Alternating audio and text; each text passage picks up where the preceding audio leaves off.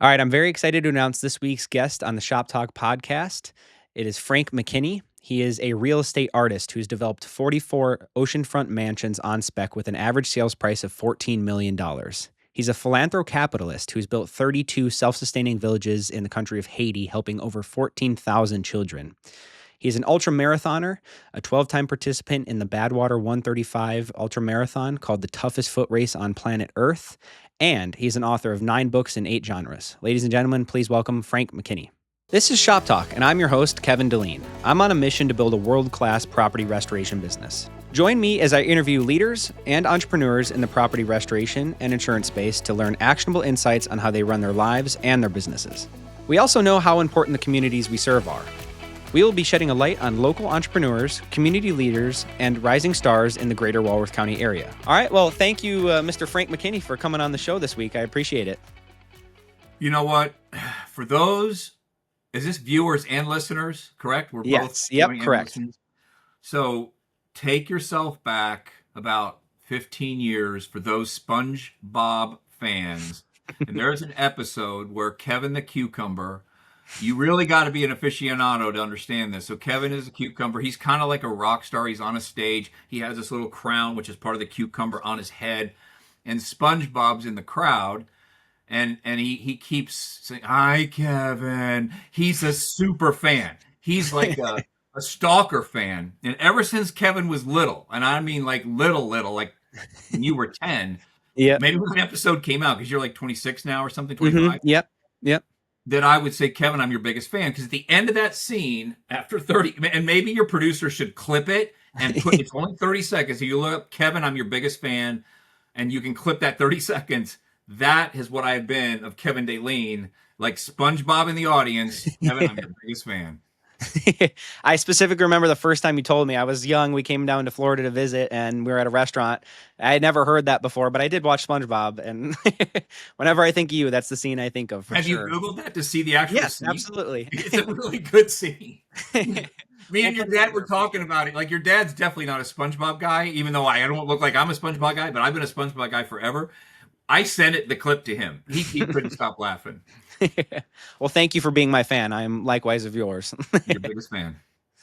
So, well, obviously you've done an incredible amount in your life. I've known you personally, but I did a lot of research going into this, and it just got bigger and bigger as I started to read into it, and, wanted to kind of touch on the different segments of your life and see what we can accomplish here. So, moving into it, you're an author among many other things, and I wanted to talk about your different books. I'm, currently making my way through Aspire on the audiobook version, and I will say it's a great read as far as the knowledge that you're putting into how to get to the right mindset, but also just the way you recorded the audiobook is so interactive, and there's riffs, and it's just fun to listen to. So I was hoping you could shed a little light on your many books you've had and how you actually start writing them, because I heard you start with the cover in mind. Yeah, so going back to book number 1, I've written 9 books in 8 genres. First book came out 23 years ago in 2002, which was a philosophical book. My publisher said, "That's great, you fancy yourself a philosopher, but you're really a real estate guy." So in 2006, I wrote a real estate book. Then I wrote a young reader fantasy novel, Christian romance novel, another real estate book, a spiritual book, a book on photography, the mindset book that you're reading, Overcoming Adversity, a memoir. So for me, I have 2 hobbies. One is running, which we'll get to, and one is writing. And writing is very, very therapeutic for me. It's almost like it's my own personal therapist. I don't collect stamps. Like, I'm not a guy who's going to have a hobby collecting stamps. And so, the book Aspire, as you and I were talking before we hit the record button, it's 20 years in the making. It's my only mindset book. And, the basic premise, so Aspire, and then the subtitle, How to Create Your Own Reality and Alter Your DNA. In short, motivation washes off and goes down the drain with a soap at night. I don't care who you are not wired as human beings. We're not wired to stay motivated. That's why there's a multi-billion-dollar industry out there that revolves around motivation gurus and all that. So if motivation washes off and goes down the drain with a soap at night, inspiration. So Frank, I watched an inspirational movie. I read an inspirational book. Inspiration lasts about as long as a bad sunburn. If I was sunburned, eventually it dissipates and in a couple Yep. of weeks and it goes away. I have found that aspiration, this otherworldly burning passion for your purpose in life, either spiritual or professional, once you latch onto that otherworldly burning passion for your purpose, that is aspiration. That is like the Fabergé egg. That is a very sacred undertaking. Once you find that, that can actually alter the DNA and allow you to create a reality that you never thought possible. If I wound the clock back to when I was younger than you in Indiana, I went to I went to 4 high schools in 4 years. I was in juvenile detention 7 times before I turned 18. So there's like for me having any form of accomplishment other than maybe getting a shorter sentence as a criminal, I really wasn't. It wasn't looking that hopeful. Yep. But I killed the person I was born to be to become the person I wanted to be, and that's something that Aspire teaches you how to do. If there's parts of you that you don't like, you take out that imaginary eraser of life. If this was a little eraser, you're turned around to the chalkboard of life and you erase what was, and it's never too late to do that. And so, the writing process, the books, I wanted to make sure there was a genre for everyone. Maybe I'll get knocked for not being, okay, Frank, you need to just do mindset books or you need to just do real estate books. No, I like fantasy. I like fiction. I mean, some of my best selling books are novels. And so, you reading Aspire, when I talk to young people, Frank, you got 9 books in each genre. Where should I start? I always recommend Aspire now that it's out, been out for 3 years, because if you don't get the mind right, the money won't follow. You don't get the mind right in my sport, ultra running, the miles won't follow. You don't get the mind right, the relationship won't follow. Your wife, your husband. So that's the whole purpose of that book is getting the mind right. So you fill in the blank will follow. Yeah, and I mean, to your point too, is if you can get that right, you're a real estate guy, right? Maybe I'm not a real estate guy, but I can take some of your wisdom you've imparted on how to be an ultra high achiever and and an amazing athlete and tie that into my industry or my world, right? And so that's why it has been a great read. I'm about, I think, 3/4 of the way through and excited to finish the rest of it. Yeah, I mean, I made my fortune in real estate, but I'm a life opportunist, and I think it doesn't matter the line of work that you're in. Like in your line of work, the Daleen Enterprises or Daleen Restoration. Services. Yeah. What is it called? It's technically Deleen Services, yes. Daleen Services. So Yep. it's remediation and flood control or flood damage fix and all that. Like it doesn't matter the line of work. It's like you could pick your hand in a gumball machine and pull out whatever it is that your line of work is. You become a life opportunist when opportunities present themselves to you. In my case, it was real estate. Knowing that was what I was meant to do, build and sell houses on speculation. Now that's how I look at everything. Like I never with a 1.8 GPA out of high school, I was never meant to write books, but I manufactured myself into an author by reading the dictionary. I would read the dictionary so I could educate myself on what words meant. And I tell my daughter, who's your age, you guys grew up together, speak well, write well, equal sign, well respected. Focus on speaking well, writing well. Even if it's your correspondence, don't write like you text. I don't text any different than I write. Like I make sure there's proper grammar and punctuation and capital letters in my text. Because when that translates to you writing a proposal for somebody who had, flood in their business, you've got to come across professional. Not only in your typed word, your written word, but in your spoken word. And those are things that you want to work on. You will instantly gain. I didn't deserve the respect I got from being a 1.8 GPA and never going to college, but I worked on my deficiencies, which were writing and public speaking. And that gained me the respect eventually, because when a book comes out, Kevin, this is my most recent book, Aspirational Thoughts, Inspirational Images. When a book comes out, if you look at under the definition of what an author is, the word author was derived from the word authority. People see you as an authority in whatever it is you're writing on. My first book came out 23 years ago. I haven't carried a business card since that first book came out. That's how life-changing it was for me. So while we're on the book tangent, just for 1 second, you've been taught your entire life, you and everybody listening and watching, read, read, read. Reading's a great thing. Reading's an important thing, but reading is also very reactive.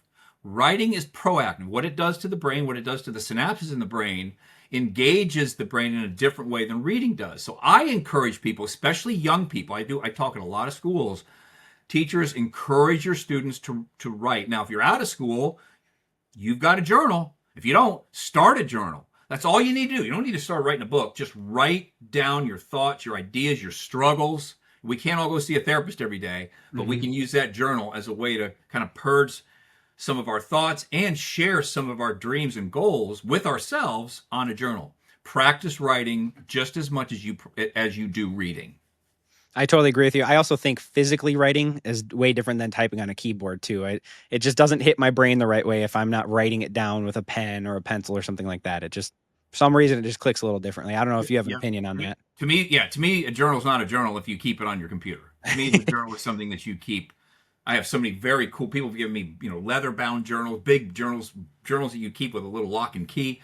I love all those. And then what you do, this is another very important thing, at my stage, or even at your stage, if you've been keeping journals for a while, go back and read your journals after you've closed one out. Go back and read how Kevin was thinking a year ago, 5 years ago. It's amazing to see or not see the evolution. Mm-hmm. If your evolution hasn't become a revolution in the way that you see things, then you've got some work to do. And when I go back and look 5 years ago, I've kept journals back to when I was in my late 20s. And to see if I was stuck in a certain way of thinking, the only way to know that, unless I see a therapist every week, is to go back and read the repetitive entries into my journal. Mm-hmm. The pain points, the struggles. Yeah. We got to move beyond that. Yeah, no, I've done that.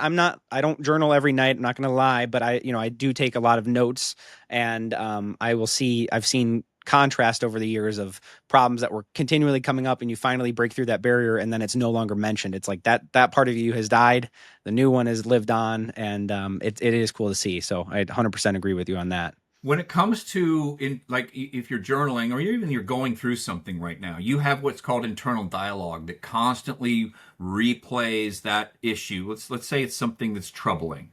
We'll focus more on positive stuff, which is the way I'm wired. But if something's troubling you, and use like Laura, my daughter, as an example, if it's say July 1st, whenever this episode airs, make a commitment to yourself that internal dialogue that's going on now on July 1st will be different on January 1st. Mm-hmm.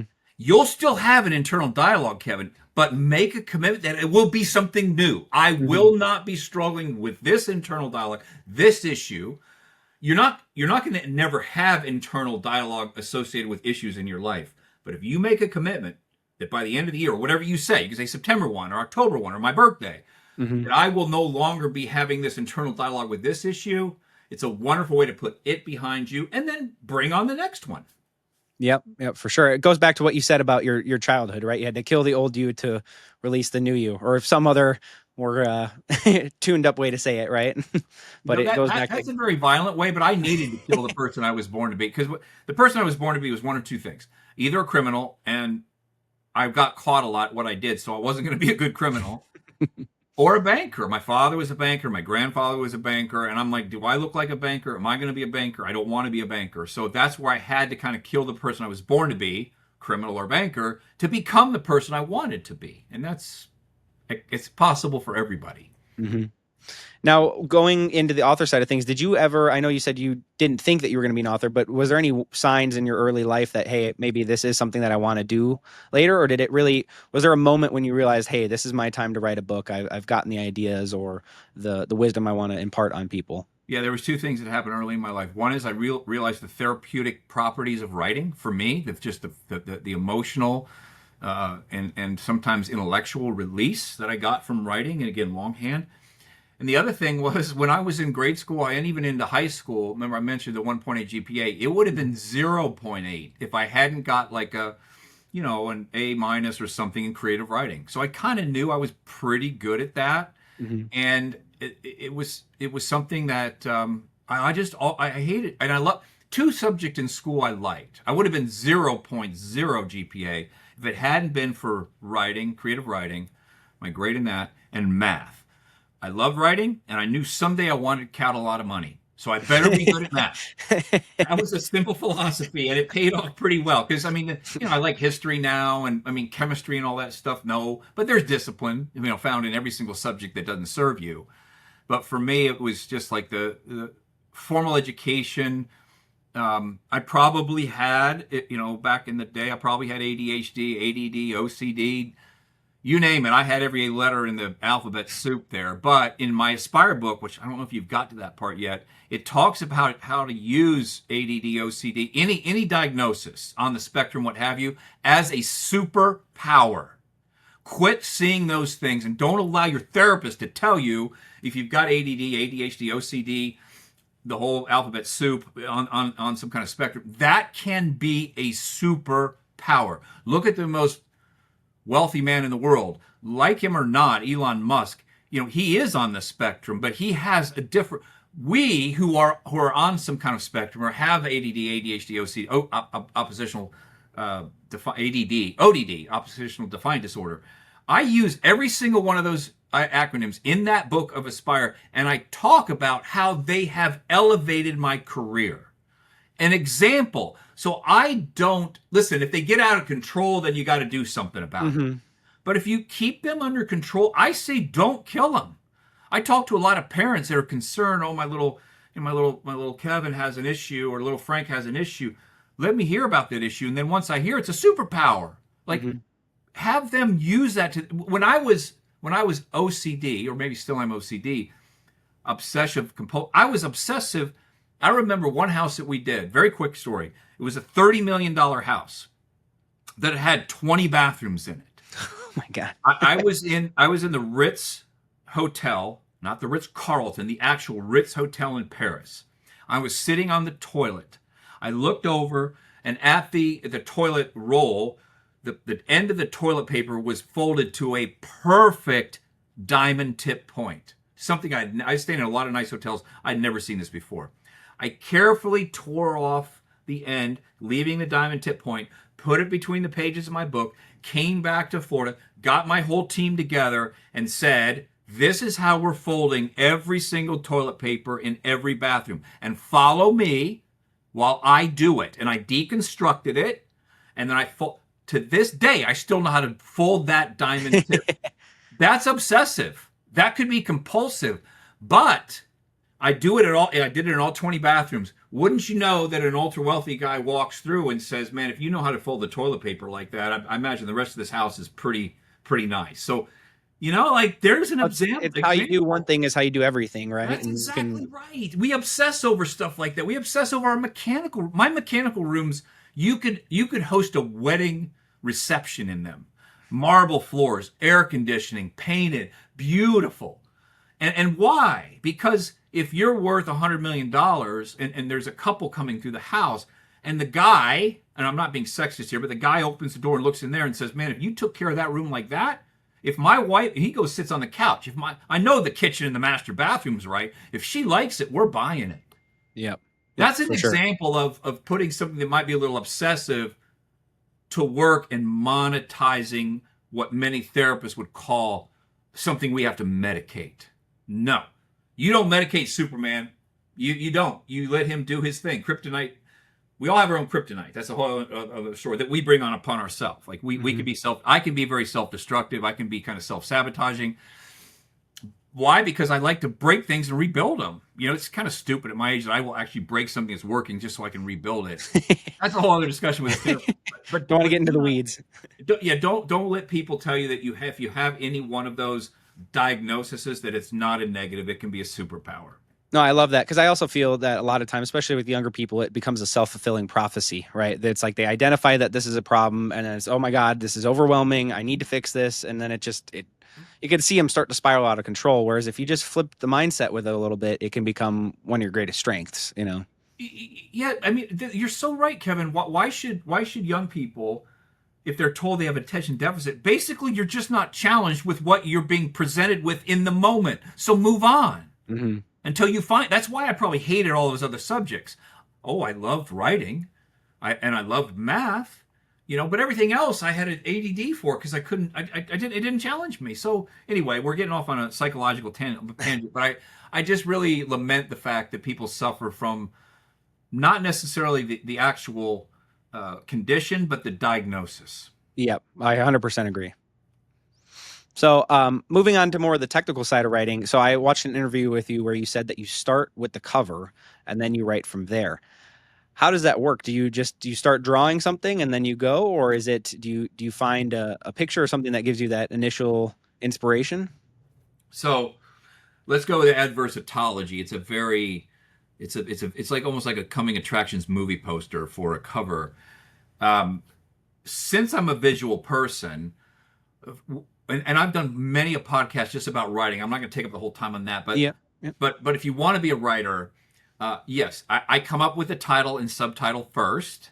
Then I must because there's over 30,000 books, 30,000 books that come out tomorrow that weren't out today. So I want to produce an evocative cover that if you're looking at it online, if you happen to be in a bookstore, that's going to make you look even deeper. So once I've got the title, the subtitle, adversatology, overcome. Well, let's use Aspire. Aspire, how to create your own reality and alter your DNA. Then I work on the sales copy, which is the stuff on the back. You're going to see that on Amazon.com. You're going to see that in the bookstore. You'll see it on my website, talking about Aspire. Then I will write a chapter outline. Once let's say this cover is designed, then I prop it up facing myself so that every word I write delivers on the promise of the title and the subtitle. Aspire. Okay, so Frank, you're going to tell me why motivation doesn't work, inspiration, but aspiration does. How to create your own reality and alter your DNA. Subtitle. Every word I write, there was 111,000 words in that book, I want to deliver on the promise of the title. That's why cover first, sales copy first, chapter outline with chapter titles. Once I've got all of that, including the title and subtitle, the writing is actually pretty easy because I kind of fill in the blanks. That's incredible. I think that you can use that as a metaphor for life too, right? You have your goal for your life. You keep that as a staple, picture, and then you operate in that way. I think that's very cool. Well, if we take that one step further, you remove the word goal and you put life aspiration, because a life's aspiration isn't necessarily something that it's not a to-do list. It's not a check it off list. Like I always aspired to be an author, even though I had no training to do that. Now that I am an author, no matter what happens for the rest of my life, I will always be an author. Yep. I always aspire to be a real estate artist. I don't like the word, a builder or developer. And I might look like I can sing or play an instrument. And I always like the artistry associated with creating like paintings or sculptures. I can't do that. But what I can do is create three-dimensional art that you can live in. So I got to be a real estate artist. I aspired to run a charity in the poorest country in the Western Hemisphere. I got to do that. I aspired to run the toughest foot race in the world. We'll talk about that later. So aspirations are, as I said, is a otherworldly burning passion for a purpose that you identify that is well beyond. So let me use one example of an aspiration. Mm-hmm. I aspired to, and we'll talk about it in a minute, running that 135-mile race in the Death Valley Desert, the toughest foot race in the world according to National Geographic. Was I motivated to train every morning at 2 a.m.? No. Was I inspired to give up my social life and this, my diet and change all that? No, but I never lost the aspiration to finish the Badwater Ultramarathon. That's the difference. So there was, like, the snooze button wasn't invented until 1956. For me, it's never been invented because when you have aspirations, you don't hit that snooze button. You just keep pushing. It's amazing. And you're currently training for it too right now, right? I'm in the heat of it, man. The race is 3 weeks from today. We recorded this. By the time it comes out, I still don't, if it's 2 weeks from now, it still hasn't happened yet. It happens July 7th, 2025. So yeah, when I'm done with this, I've got to go get in a sauna for over an hour at 180 degrees and do plyometrics and push-ups. Because the deal with the race is, it's in the Death Valley Desert. It starts at the lowest point in the Western Hemisphere at 282 feet below sea level at the Badwater Basin. And it runs through the Death Valley Desert on pavement, Kevin. So the average daytime temperature is about 125, but the pavement temperature can be 200 degrees. And that's just hitting you in the face as you're running, right?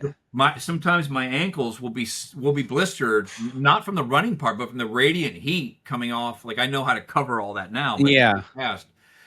So yeah, I got to train. The miles that I've put in now are pretty much done. Like I can't really get more fit, but I can get more heat trained. And if you do follow me on social, like my last post on social, which would have been like, a couple days before June's what is it, 16th, Mm-hmm. 2 days before, so June 14th. Read that about how I talked about I was out training my mind. I was not training my body. I was training my mind to, like, for example, when I start to hurt, I've had double knee replacement. I've had a lot of things done in my body. I can summon endorphins inside my body and send them to areas of my body that are hurting. I can get that dialed in to summon endorphins to send them there. And the other thing that will break you, it'll break you in life, regardless if you're a runner or not, is what I call forecasting or fortune telling. In other words, you just started daily services, and it's really tough going. You're thinking, oh my God, I got another decade of this to go. When I was running on Saturday, I did a 25-mile run in the heat. I just kept saying to myself, stay here. Stay here. In other words, don't project, I've got 20 more Mm-hmm. miles to go and I feel like crap. In the race, I'll be at mile 30 and I feel like shit. I got 105 miles to go. Stay You can't here. look at that obstacle. No. And Yeah. but you got to repeat the mantra. It could be stay in the moment, whatever, stay in the mile, stay in the breath, stay in the footfall. So again, back to the mindset. Like, yes, there's no mile 5, let alone mile 135 without the proper mindset. As you mentioned in the intro, I've run the race 12 times. I've failed 5. Mm-hmm. I didn't make it every time. I made it 7. I failed 5. So, and of the 5 times I failed, 3 of them were due to my mind failing me. Only 2 had something to do with my body. One, I had a heart arrhythmia, and the other one, I tore a tendon in my foot at mile 1. Like mile 1, Oh I tore a no. tendon in the bottom of my foot. So those 2 I couldn't avoid. But the other 3 that I didn't make it, that was on me and my mind. It's insane. To give some context, this last Friday, I was in an attic doing a mold treatment, and it's not Death Valley hot here in Wisconsin, but it was probably every bit of 100, 105 in there. You're wearing a Tyvek suit, and I mean, we were up there for like 30 minutes, and I mean, I was so beat, like we had to go down. I'm like, I feel like I was gonna pass out.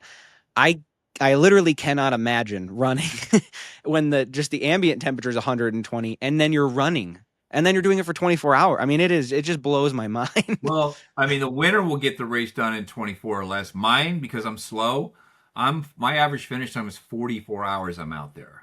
But you're running that whole time, Well, no, you don't right? run the whole time. Not No? even the winners don't run. There's 20,000 feet of elevation change. There's one section of the course that's a 16-mile climb. So I can actually power hike that faster than I could ever run it.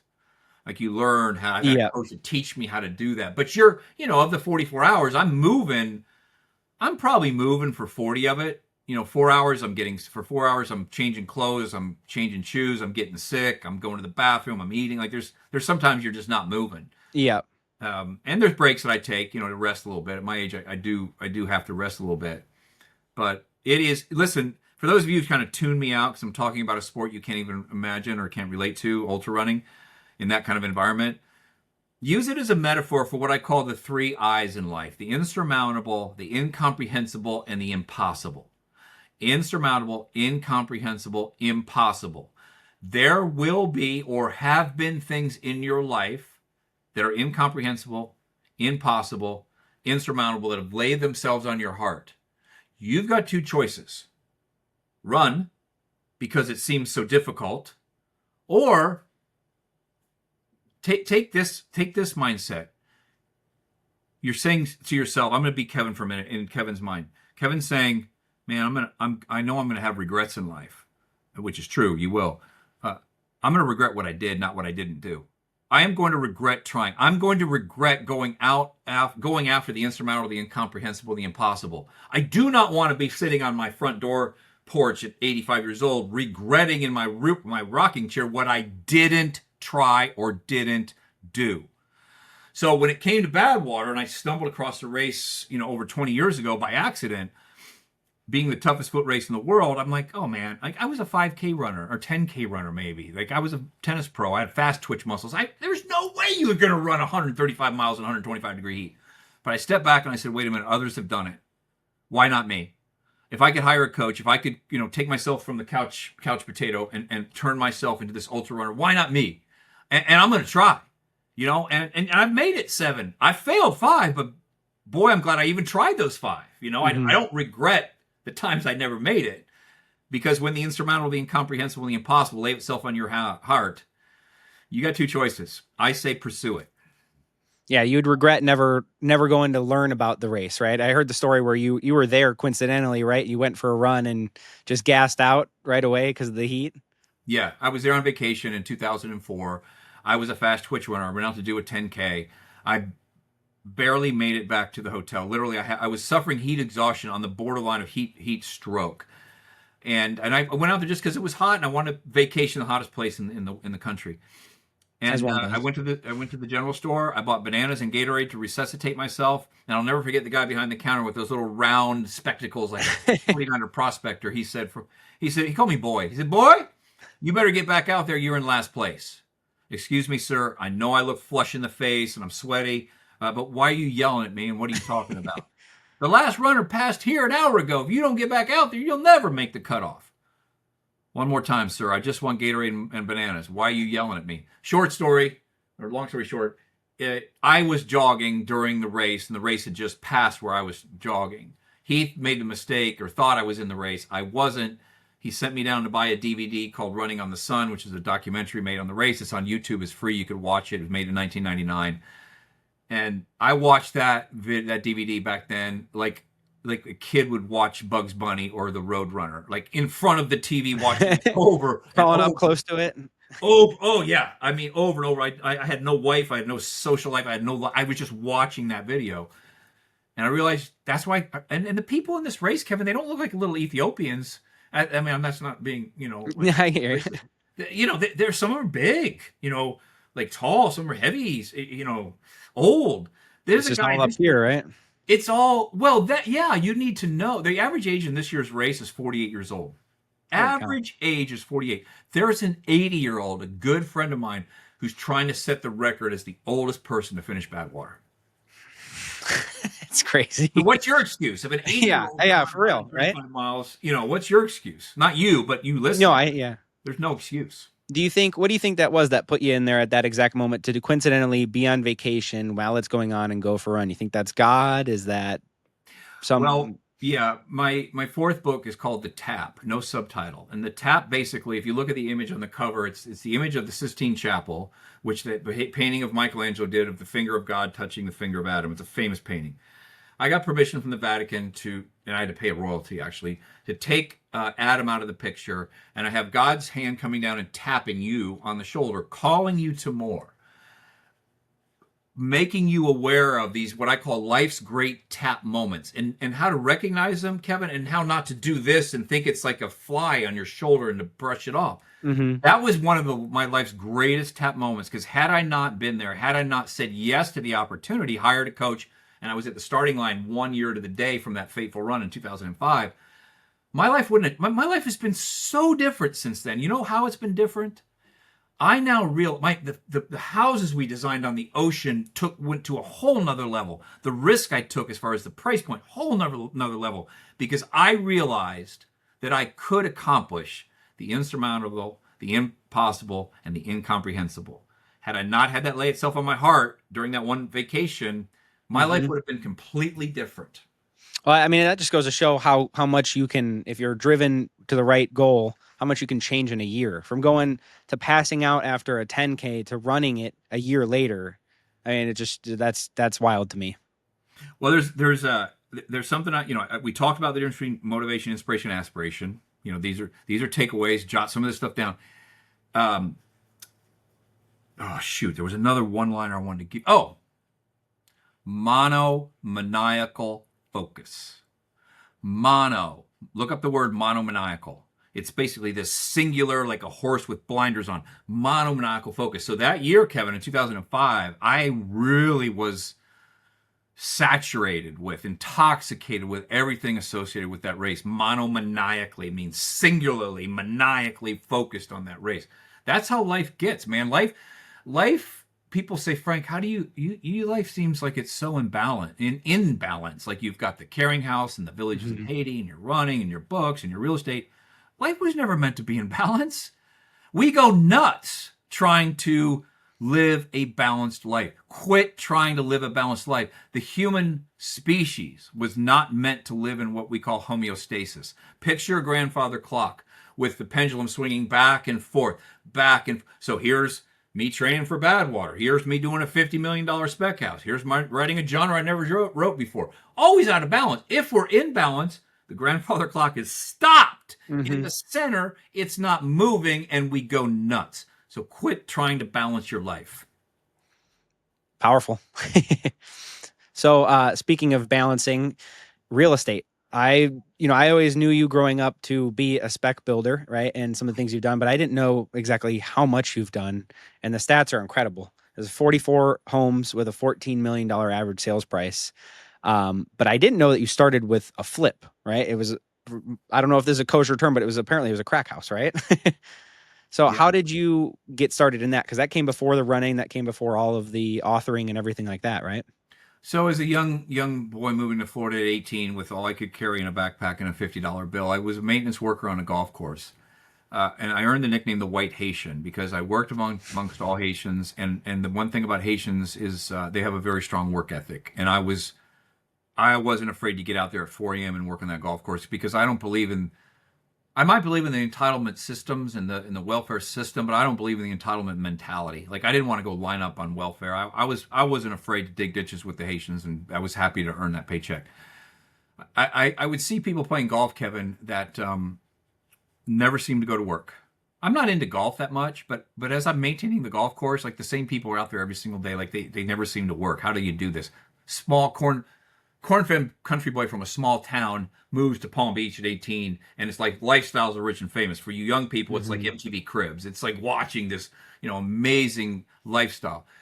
I moved from the golf course to the tennis courts. Watched the same people who were playing golf in the morning, playing tennis in the afternoon. I was a good tennis player as a young boy. I was ranked in the top 5 in the state and top 10 in the Midwest. I picked up the tennis racket. I became a tennis pro, a tennis instructor, and I began to teach people. Instead of $4 an hour, I went to $50 an hour. I was making $100,000 as a 20-year-old teaching tennis. It was great money, and I realized there was a limit though. And so the people I taught tennis to drove up to their lesson in a Ferrari, in a Lamborghini, in a Mercedes. They had a oceanfront mansion or an oceanfront condo. They had a beautiful wife. They had a yacht. They had beautiful kids, or beautiful husband if it was a woman. And I'm like, I want this lifestyle. And so I earned my PhD in entrepreneurship and my master's in real estate, teaching wealthy people how to hit a better forehand and a backhand and a serve. I would tire them out after 45 minutes of an hour-long tennis lesson on purpose so they couldn't finish. I'd sit them down. I'd bring them a cold drink, and I'd say, Kevin, how'd you get here? I earned my PhD in entrepreneurship by doing that for 2 years, and I learned that they got there through real estate. Yeah, they had a 9-to-5 as a doctor, lawyer, inventor, but they took their discretionary income, money left over after paying bills, and invest in real estate. I said, okay, that's what I want to do. So in the late 80s, before flip was a word used in gymnastics. It was not a word used in real estate. That was HDTV was not around yet. No, there was no flippers. We were really early, and we did crack houses. For the first 5 years of my career, when I say we, my wife and I, we did almost all these together. We've been together since 87. My first crack house I did was in 86. So I did a couple before I met her. And I got really good at the craft of real estate, not the business, the craft of real estate. So to put that into financial terms, we would buy crack house. I remember buying a house for $1,700 and we would fix it up. And for 5 years, I didn't do a house worth more than $100,000. In Malcolm Gladwell's book, Blink, which is a really good mindset book, he talks about to become an expert in anything in life, you got to put in 10,000 hours. Well, if you do the math, 10,000 hours is 5 years. For 5 years, this is way before, like this book came out a few years ago. I'm talking 20, 30 years ago. I was doing the crack houses. I became an expert at the craft of real estate over that 5 year span. And so, yeah, I did. I didn't do a house worth more than 100 grand for those 5 years, and then I jumped from 100 grand to 2.2 million. Why? Because I had become an expert at the craft of real estate by adding a zero to the acquisition price. If I bought something for 75,000 and flipped it for 100, what's the difference between buying something for 750 grand, fixing it up and flipping it for 2 million? It's a zero. That's the only difference between 75,000 on an acquisition and 750,000 on acquisition. If you have the confidence to believe in your ability to buy an undervalued commodity like a beat up old, they weren't crack houses on the beach, Kevin, but they looked like them. Like there wasn't crack in them, but they were beat up. Yep. Just like, 2 weeks of uncollected newspapers, 2 months of uncut grass, broken windows, torn screens. Same look, only it was on the beach. Mm-hmm. And we put it all, I'm not a gambler, but we put it all on black. Like we sold our house. We had a really nice house. So we were living the lifestyles of the rich and famous, the MTV Cribs lifestyle. We sold that house. We sold the cars. Sold our clothes at like an auction, at a street sale, yard sale, and moved into an efficiency that was so small you could flip the eggs from the shower. It was so tiny that you could flip the pancakes, on the thing. Because, one of the things that we live by, and write this one down, is sacrifice today for a better tomorrow. Like sacrifice today for a better tomorrow. And my wife and I did. And we sold it all because I didn't want to borrow a ton of money. And we bought that crack house on the beach and fixed it up and sold it for 2 million. And since that, we've done 43 plus that houses on the ocean on spec with an average selling price of around 14 million. The biggest one was a 50 million. The smallest one was like a 2 million.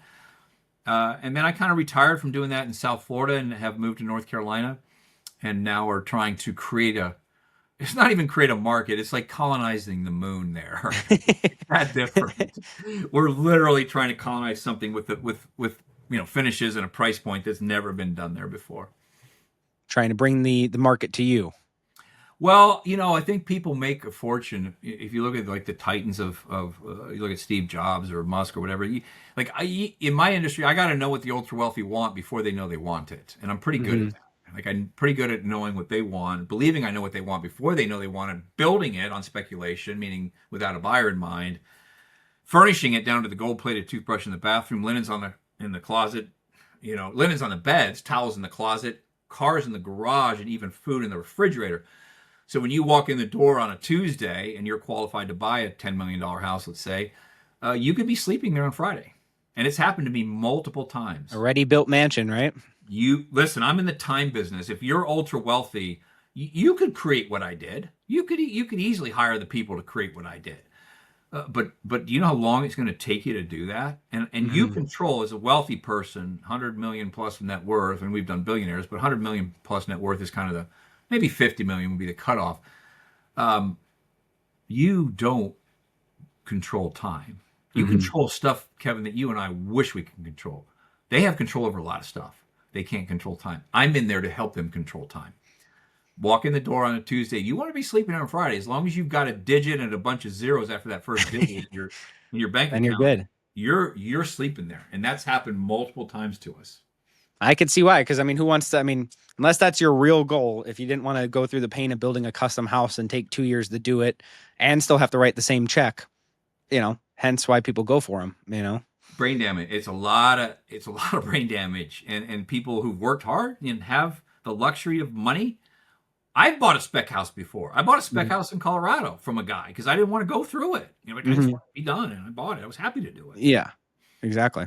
So I guess, not to get too much in the weeds of the real estate side of things, but so, you started doing flips. At any point, did you start doing construction? Because I thought you built a couple too, right? Just from a lot, or was it a lot of them were flips? Well, both. So of the 44 we did, 2 were custom homes. So a custom home would be you hire Nilsa and Frank to build a house for Kevin. I hated it. The income was great, but me basically acquiescing to your whims and also putting all my resources, human resources, intellectual, creative resources into your project, I didn't like it. For some people, it's a wonderful way to make a living. There isn't a lot of risk. If you're working on I don't know how you do your contracts, but if you're working on a cost plus basis. Yeah, you can't really lose.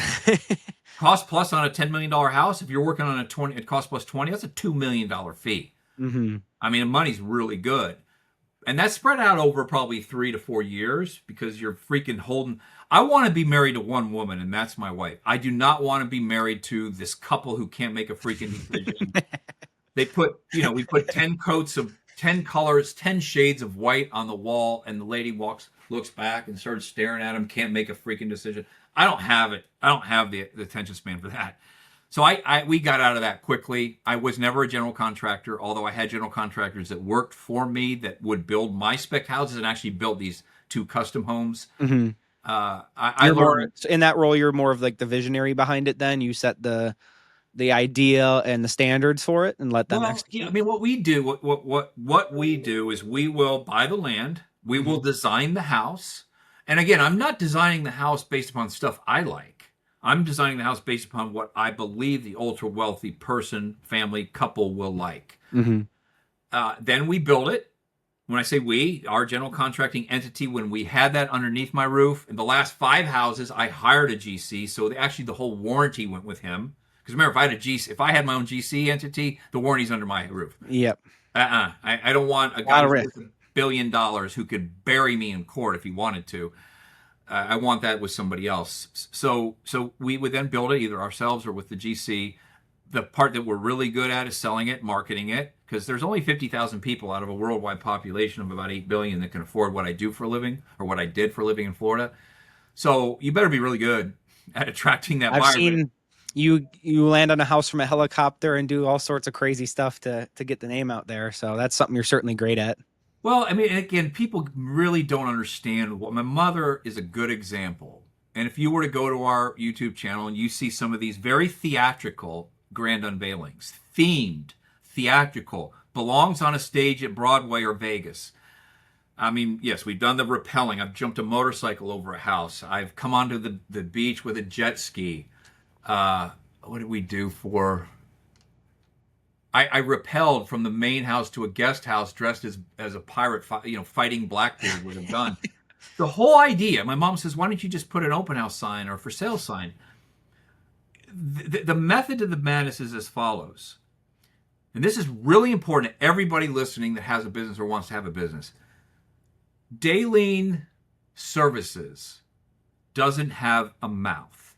Daleen Services is not Apple, is not Pepsi, is not Nvidia. You don't have a brand that speaks for itself and opens the door for you before you walk in. Neither does Frank McKinney.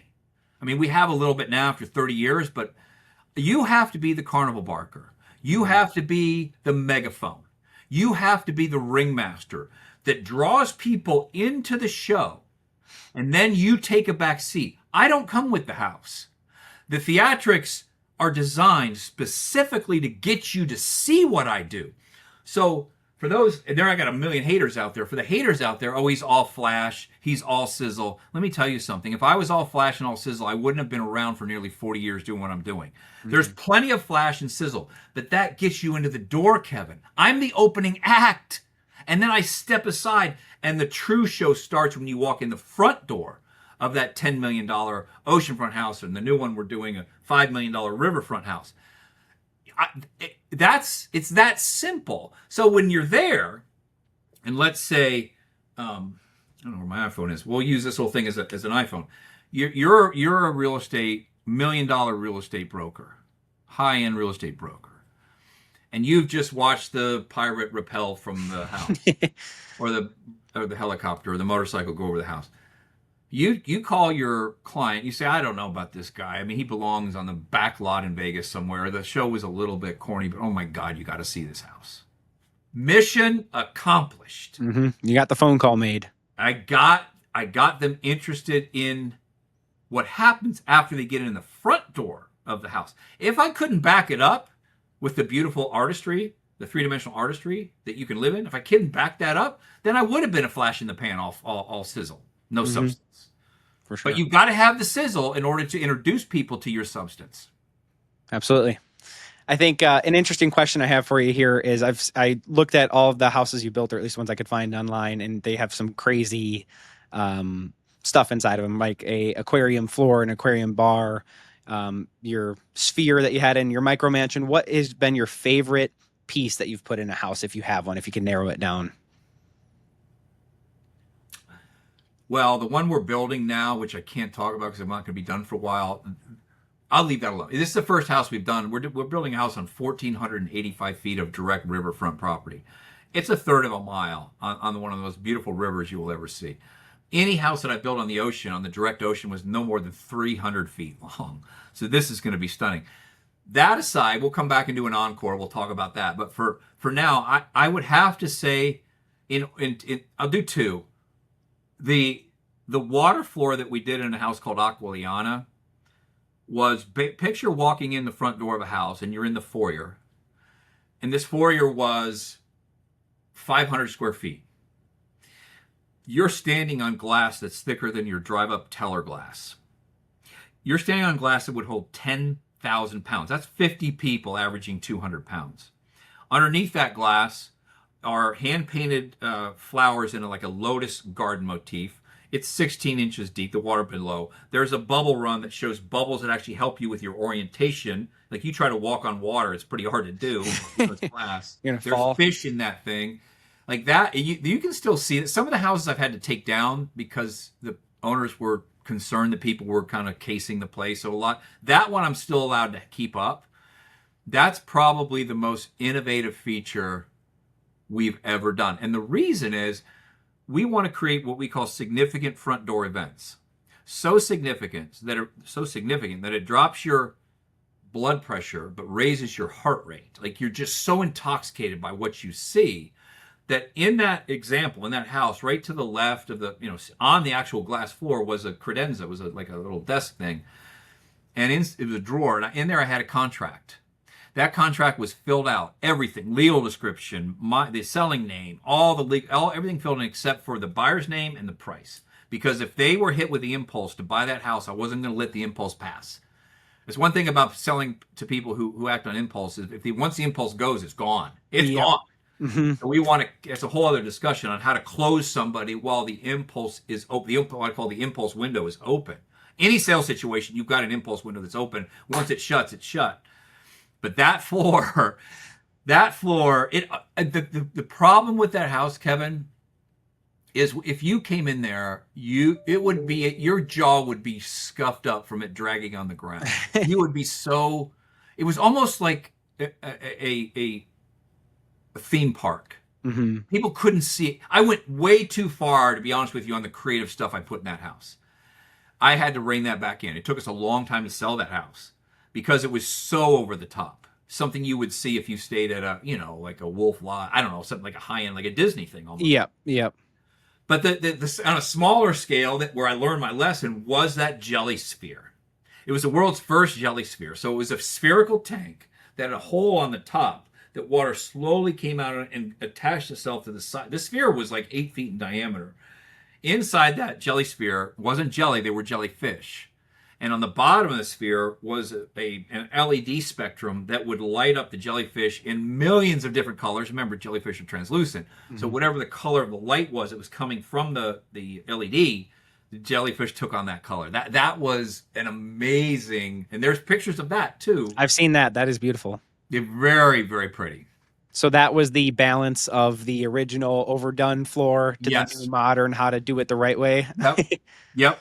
It was basically an artistic feature that if you didn't like it, you could take it out. You could never. Oh, nice. It wasn't structural part of the house, right? No. You're not getting rid of that aquarium floor. No, you're not. Well, you had to fill it in, and it would have cost $500,000 to redo that. Yeah. Well, very cool. And then, so before we wrap up here, I wanted to talk about two more things. But I think one of the most impressive things you've done has been your humanitarian work in Haiti. I grew up knowing about the Caring House project that you're doing, but I didn't realize the scale of it. 32 self-sustaining villages and over 14,000 children helped. It's insane. How did you start that, and what does that mission look like today? It's important that we finish on this one, because if you've stayed tuned in till the end, you've been entertained. You've probably been wowed a little bit. You probably said to yourself, I'll never be able to do some of that stuff, which isn't true. But what's it all for?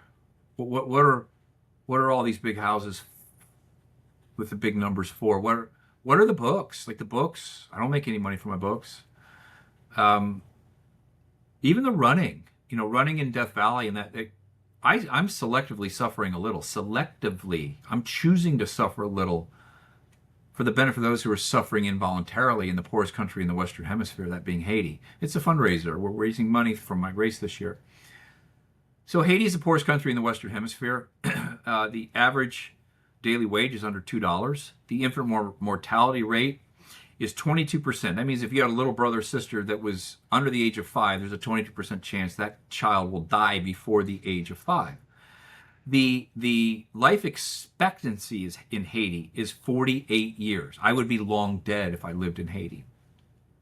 Children in Haiti, many children in Haiti that are in the poorest areas, are eating mud, basically a mud patty. Picture a hamburger. It looks a lot like a hamburger, pressed just like you would make a hamburger, but they're flavored with bouillon and lemon juice. So it's just like a little seasoning that's put onto a hamburger. And what's inside the dirt? Parasites. And if you ever looked at a child from a third world country where their stomach is really sticking out, people are like, why are you feeding them? They look like they're fat. No, that's the parasites inside the lining of the stomach eating away at the stomach, causing gases to be released that causes the belly to distend like you see. So I am a Christian, and I'm not going to pound on the pulpit, and I'm not going to shove the Bible down your throat, even though I've read the Bible multiple times cover to cover, and I know it well, and I live it the best I can. There's a passage in there that if you're not Christian, you're not even a believer, please see this as a great life mantra. If you are religious or Christian, then this is a Bible passage. It's from the Gospel of Luke, chapter 12, verse 48, that says, "To whom much is entrusted, much is required. To whom much is given, much is expected." So let's rewind very quickly down that plane with a $50 bill and everything in my backpack that I owned. And then eventually we're building multi-million-dollar spec houses. That was through the grace of God. That has nothing to do. Frank, aren't you proud about everything done? I have no pride whatsoever in anything I've done. I'm grateful for the awareness of the gift, plural, gifts that God has given me and the ability to pursue them. I'm simply grateful. I'm not proud of the damn thing I've done. So you take and I learned this from my mentor. This isn't something that came from my mind. It came from my own mentor. It says, yes, to whom much, Frank, you've been given a lot. Much is expected of you. And because I'm a 1.8 GPA linear thinker, I am a simpleton, I provide housing to the world's most wealthy. Shouldn't I be providing housing to the world's most desperately poor and homeless? In that way, Kevin, I'm able to dovetail my professional highest calling, providing housing to the wealthy, with my spiritual highest calling, providing housing to the most desperately poor and homeless. That is what we began doing 23 years ago in that poor country of Haiti. Now, we coined the phrase philanthrocapitalism. Philanthrocapitalism. Philanthrocapitalism is a combination of philanthropy and capitalism. Philanthrocapitalism takes the best of charity, which is the heart. I should say, takes the best of giving. One more time.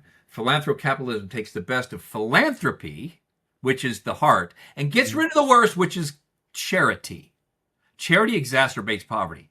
Then you turn to the capitalism, take the best of capitalism, which is money, and get rid of the worst, which is greed. You marry the two, and we build only self-sustaining villages. Meaning, as I said before, when I got that job on the golf course at 18, I believe in the welfare system. It's fine. I believe in the entitlement systems, but I don't want that to become a mentality. Mm-hmm. So we create self-sustaining villages so they don't have to count on any charity or government to sustain themselves. When I say self-sustaining village, go to our website. You'll see all these elements. Typically 40 to 50 houses, a community center, a school, a church, a clinic, renewable food, clean drinking water, and most importantly, some form of free enterprise sprinkled like salt over the top of the village so that they can become and stay self-sustaining. Animal husbandry, fishing cooperative, sewing machines, so that they can make money from the elements that we have provided in their village. And they know two things. Well, one thing from us: don't call me for more money. Once we're done, we're on to the next village. Like, I'm done. Great.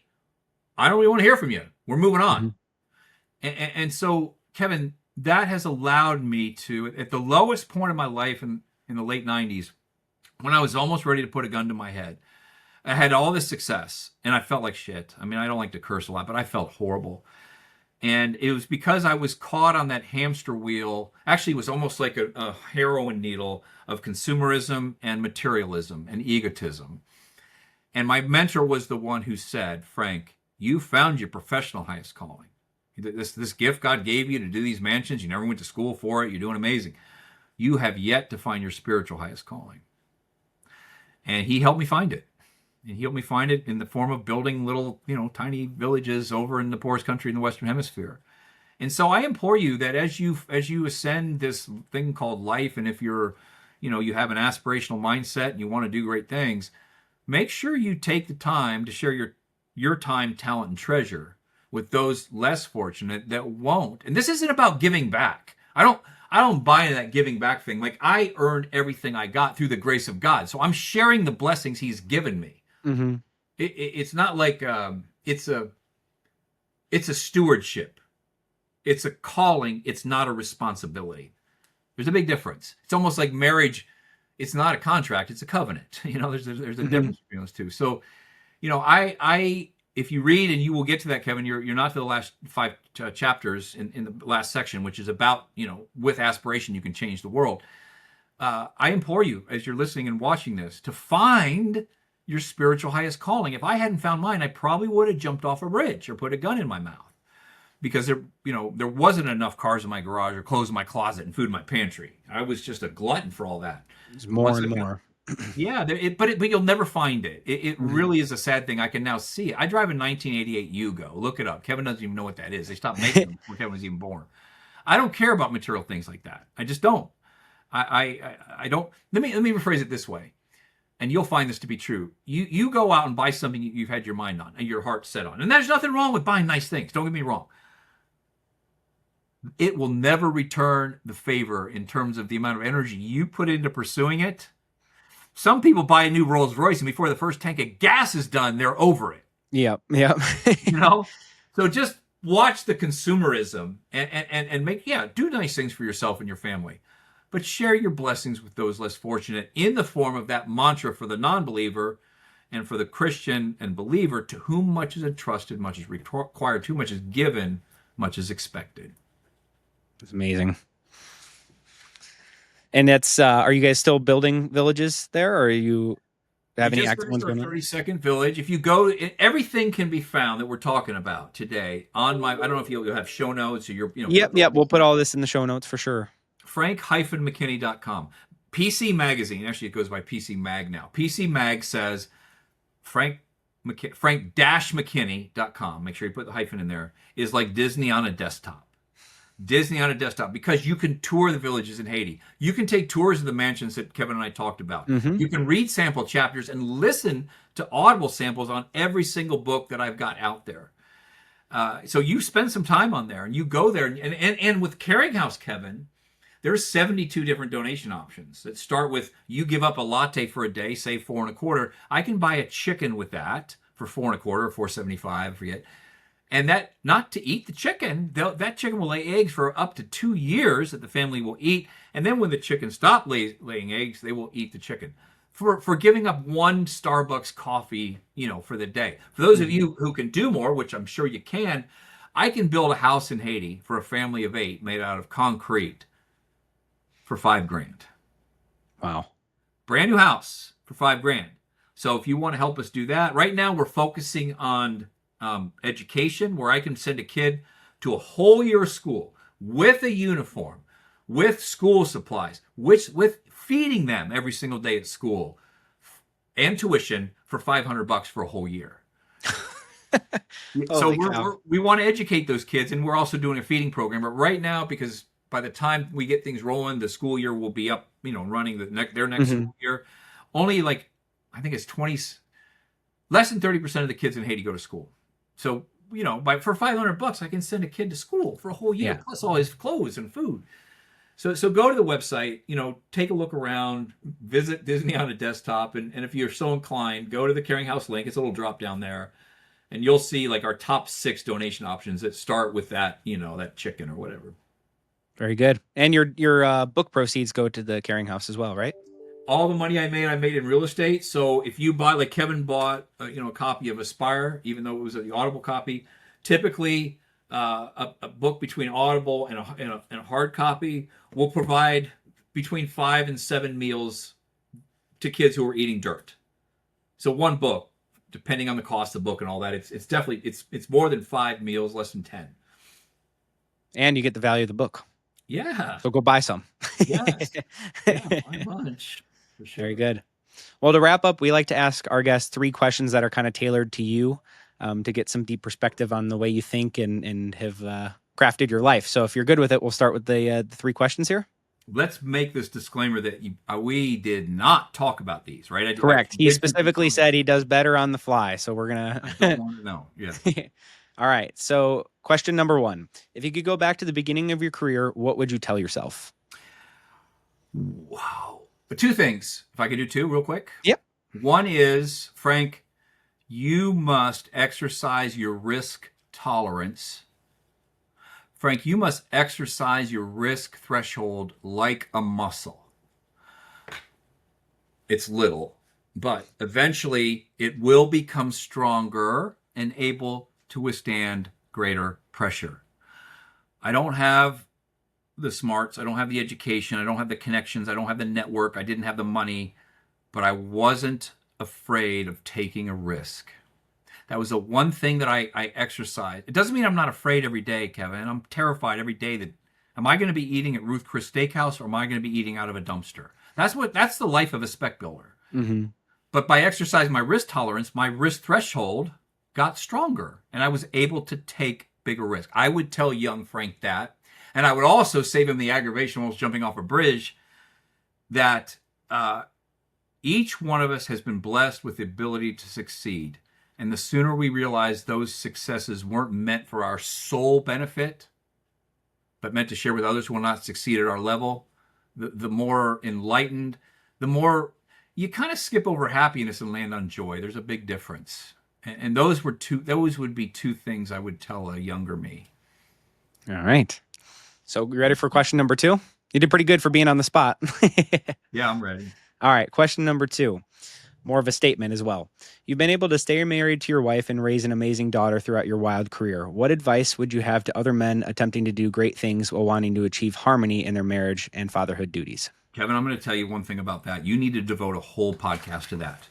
I will tell you that because in Aspire, I don't think you've gotten it. There's a whole section that's titled with 5 chapters, Love Life, like Love Life, and Your Love Life.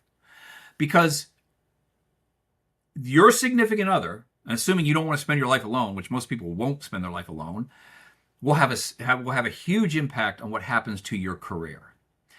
There's 5 chapters in there. I'm going to go over a couple of them. Marry your guardian angel.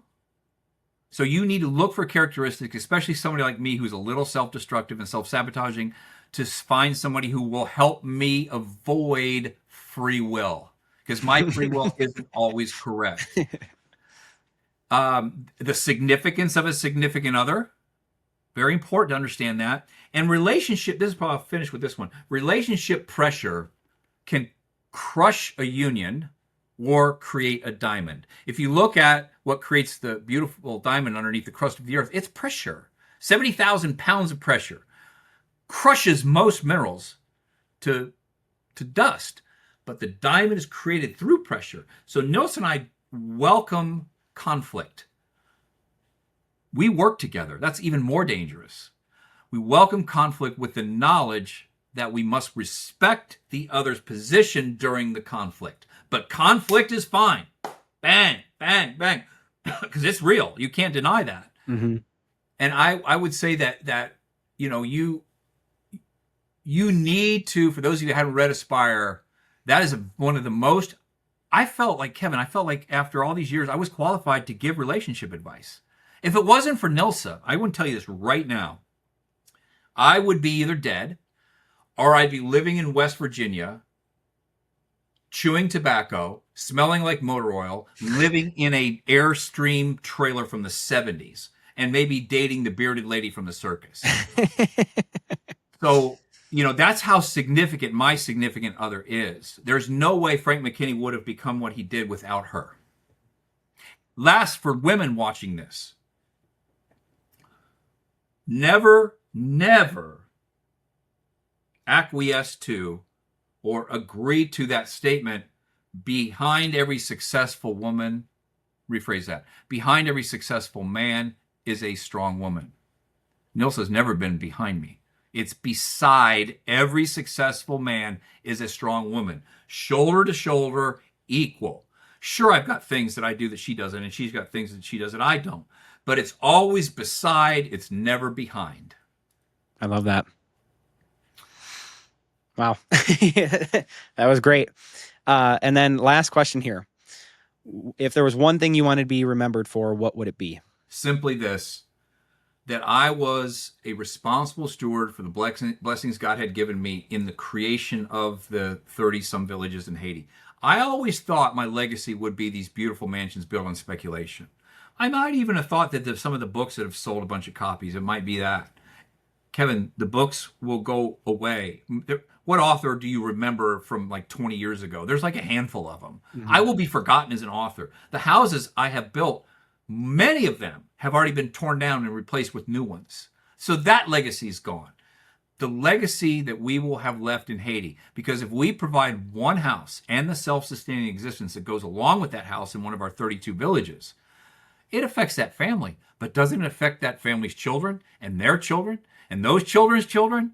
So the legacy that we have left generationally by impacting multiple lives, multiple generations in Haiti, is probably what will best be remembered for.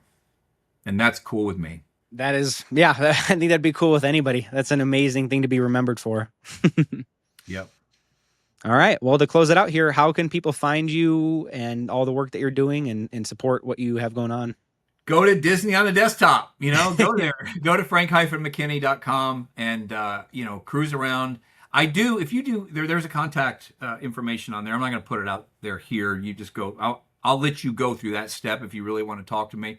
If the question's responsible, meaning, I got real, give me money and I need that, I won't answer you if it's stupid, but if it's responsible, I will answer your question. And most often the answers can be found in the books I've written. Mm-hmm. I don't know a lot more outside of what I know.